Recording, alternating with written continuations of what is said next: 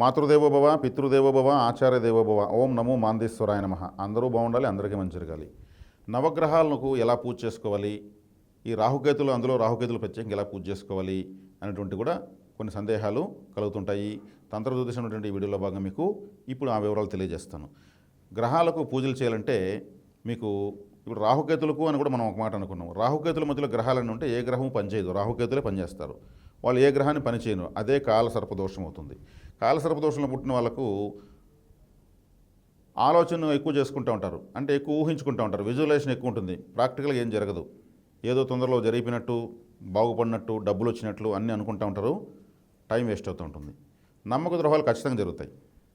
ఏదో ఆశలకు ప్రలోభాలకు పోయి నైట్ స్టార్స్ అయిపోదామని ప్రయత్నించి షేర్ మార్కెట్లో పెట్టడము, లేదా ఇంకేదైనా బెట్టింగ్లో పెట్టడము, లేదా ఇంకేమైనా నమ్మి ఇవ్వడము, లేదా ఇంకేమైనా నమ్మి వ్యాపారం చేయడం లాంటి ద్వారా నమ్మక ద్రోహాలు జరుగుతుంటాయి. నమ్మక ద్రోహాలు ఎక్కువ జరిగే వాళ్ళు ఉన్నట్టుండి మేము లాస్ అయిపోయాము, కోట్లు లక్షలు అనేవాళ్ళు రాహుకేతులు అవి స్నేక్ అండ్ ల్యాడర్, వైకుంఠ పాలలాగా పైకి తీసుకొచ్చి కిందకు వదిలేస్తాయి. కాబట్టి రాహుకేతులకు ఉంటే మధ్యలో గ్రహాలు కాలసర్పదోషము, కాలసర్పయోగము అంటారు. కాలసర్పయోగము కేతు ద్వారా ఏర్పడుతుంది. కేతు రాహు మధ్యలో ఉంటే, కాలసర్ప దోషము రాహు కేతు మధ్యలో ఉంటే జరుగుతుంది. సవ్య అపసవ్యంగా ఈ దోషాలు ఉంటాయి. కేతుగ్రస్త కాలసర్ప దోషం ఎలా ఉంటుందంటే భక్తి జ్ఞాన వైరాగ్యాలను పెంచుతుంది, నీతి నిజాయితీలను పెంచుతుంది. దానివల్ల సమాజంలో వీళ్ళు ఫోకస్ కాలేరు. రాహుగ్రస్త కాలసర్ప దోషం ఏముంటుంది, అంతా నాకు కావాలి, అంతా నేనే సాధించాలి అని వెళ్ళి మొత్తం ఆశకు పోయి మోసం ద్వారా, అంటే మోసం ద్వారా జీవితాన్ని నేర్చుకున్నట్టు అయిపోతుంది. కాబట్టి ఈ కాలసర్ప దోషం ఉన్నప్పుడు ఏమవుతుంది, అన్నీ ఆటంకాలే. స్నేహితుల ద్వారా మోసపోతారు, బంధువుల ద్వారా మోసపోతారు, తమను తామే మోసం చేసుకుంటూ ఉంటారు. అంటే ఓవర్ కాన్ఫిడెన్స్ పెంచుకొని అవి జరగకపోయేక్కడ నిరుత్సాహపడతారు. కాబట్టి ఈ కాలసర్పదోషానికి పూజలు అంటే ఎక్కువ మంది కొన్ని ఆలయాల్లో వెళ్ళి సర్పదోష పూజలు చేస్తున్నారు. అలా చేయడం వల్ల అది ఇంకా ఎక్కువ అవుతుంది. దోషాన్ని పూజ చేస్తే దోషమే ఎక్కువ అవుతుంది. అది ఎలా ఎక్కువ అవుతుందంటే ముండ్ల చెట్టు నీళ్ళు పోస్తే ముండ్లు పెరుగుతాయి, పండ్ల చెట్టు నీళ్ళు పోస్తే పండ్లు పెరుగుతాయి, దోషాన్ని పూజ చేస్తే దోషం పెరుగుతుంది. మరి విరుగుడుగా ఏం చేయాలంటే గరుడ ఆరాధన చేయాలి. గరుడ ఆరాధన అంటే గరుత్మంతుల వారు సర్పాలకు విరుద్ధ దేవత. ఆయన దగ్గర వెళ్ళి కూర్చుంటే మీకు సర్పదోషం దూరంగా పోతుంది. వెంకటేశ్వర స్వామి కూడా ఆయన విగ్రహం ఉంటుంది. చక్కగా అక్కడ వెళ్ళి కూర్చోవాలి. ఎంతసేపు కూర్చోవాలి, కనీసం 24 నిమిషాలు కూర్చోవాలి. అంటే గడియ కాలం అన్నమాట. మన కోసం మనం ఒక 24 నిమిషాలు కూర్చోలేనప్పుడు దేవుడు మనకు సహాయం చేయాల్సిన అవసరం లేదు. 2 గడియలు కూర్చుంటే ఇంకా మంచిది, 45 నిమిషాలు.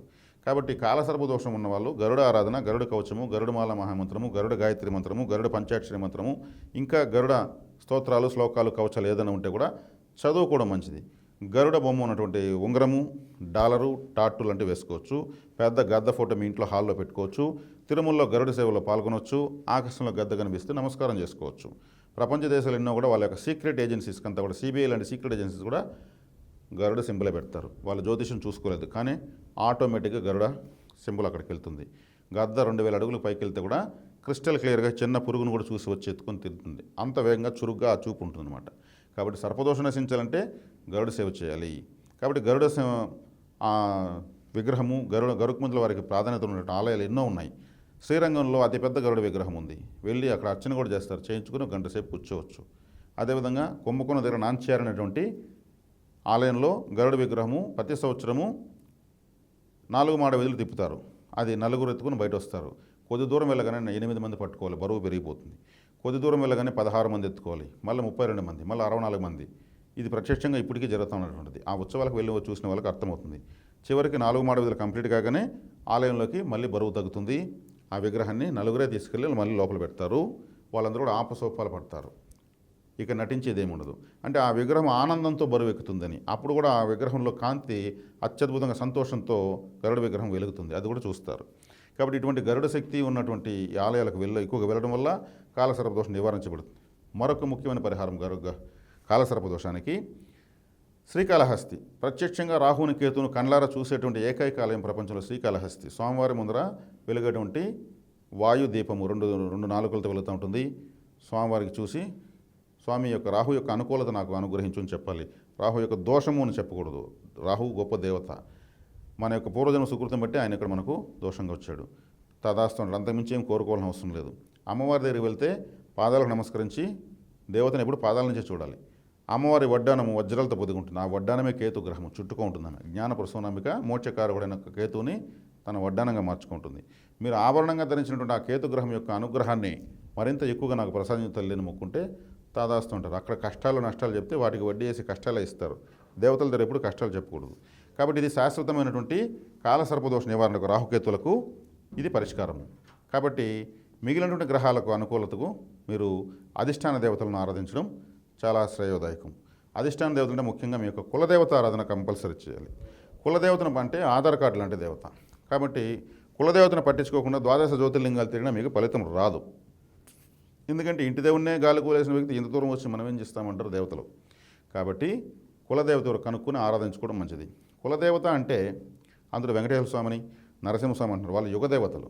కులదేవత అంటే బహిరంగ ప్రదేశాల్లో మామిడి చెట్టు, వేప చెట్టు, రావి చెట్టు, కానుగ చెట్టు లాంటి చెట్ల కింద ఇటుకలు పెట్టి లేదు పుట్టమట్టితో విగ్రహాలు స్వయంగా చేత్తో చేసి మంచి మధ్యాహ్నం చిన్నపిల్లలకు తల వెంట్రుకలు తీసి బలులు ఇచ్చి నైవేద్యాలు సమర్పించి అందరూ అక్కడే తినేసి వస్తారు. మిగిలిందా కూడా అక్కడే పూజ చేస్తారు. ఈ విధంగా విధానాలు ఉంటాయి.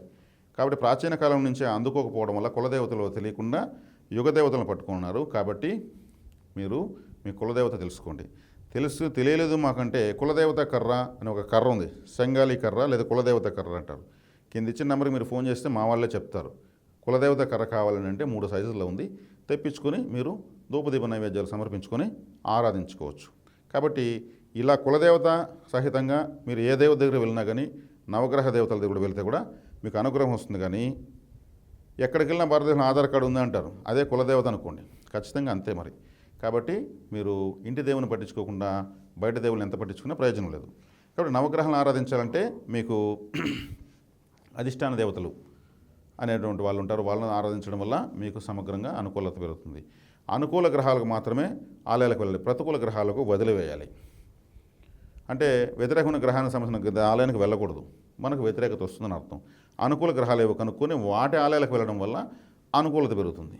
కాబట్టి అది మీరు సమగ్రంగా జాతకం చూపించుకుంటే మీకు అనుకూల గ్రహాలేవి, ప్రతికూల గ్రహాలేవి, యోగ గ్రహాలేవి, అవయోగ గ్రహం ఏది, బాధకాధిపతి ఎవరు, నీచ గ్రహం ఏది, వక్రించిన గ్రహం ఏది, రాహుకేతుల మధ్యలో ఎన్ని గ్రహాలు తగులుకొని ఉన్నాయి, రాహుకేతులతో కలిసి ఎన్ని ఉన్నాయి, 0 డిగ్రీస్లో ఎన్ని గ్రహాలు ఉన్నాయి, వైనాశిక నక్షత్రం ఏది, నిర్జీవ నక్షత్రం ఏది, అదృష్ట బిందువు ఏది, దురదృష్ట బిందువు ఏది, మీ యొక్క సంపూర్ణ వివరాలను కూడా జాతకంలో చూసి చెప్పనవుతుంది.